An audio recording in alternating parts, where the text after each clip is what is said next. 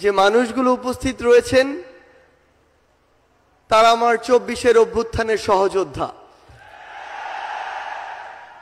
আমরা এই ২৪-এর অভ্যুত্থানের শুরু থেকেই যখন এমন অনেকেই রয়েছে, অনেক ব্যক্তি, অনেক গোষ্ঠী যাদের সাথে আমরা বিভিন্ন প্রয়োজনে যোগাযোগ করতে চেয়েও বা করেও যোগাযোগ করে উঠতে পারিনি, কিন্তু আজকে আমার সামনে আমার যারা সহযোদ্ধারা রয়েছেন তাদেরকে আমরা প্রত্যক্ষ এবং পরোক্ষভাবে পেয়েছি।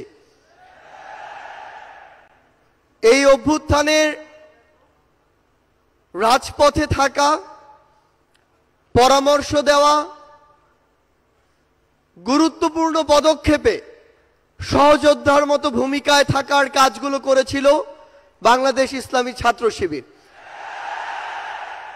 আমরা আমাদের জায়গা থেকে স্পষ্ট একটি জিনিস বলতে চাই যে কেউ কোনোদিন কোনো সত্যকে চাপিয়ে রাখতে পারে না।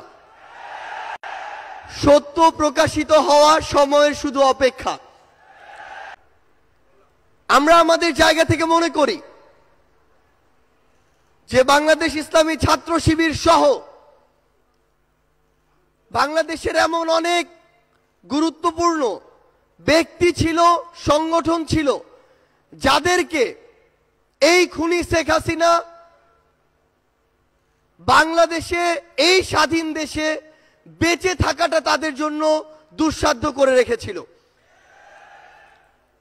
আমরা আমাদের জায়গা থেকে শুধু আপনাদেরকে একটি কথাই বলতে চাই,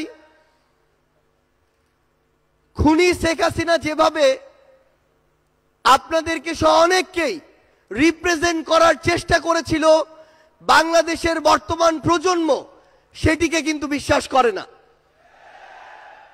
বর্তমান প্রজন্ম ততটুকু বিবেকবোধ সম্পন্ন বলেই এই ফ্যাসিস্ট খুনিকে এই দেশ থেকে বিতাড়িত করেছে এবং তার দেয়া প্রেসক্রিপশন আগামীর প্রজন্ম হজম করে না বলেই তাকে এই দেশ ছাড়া করা হয়েছে।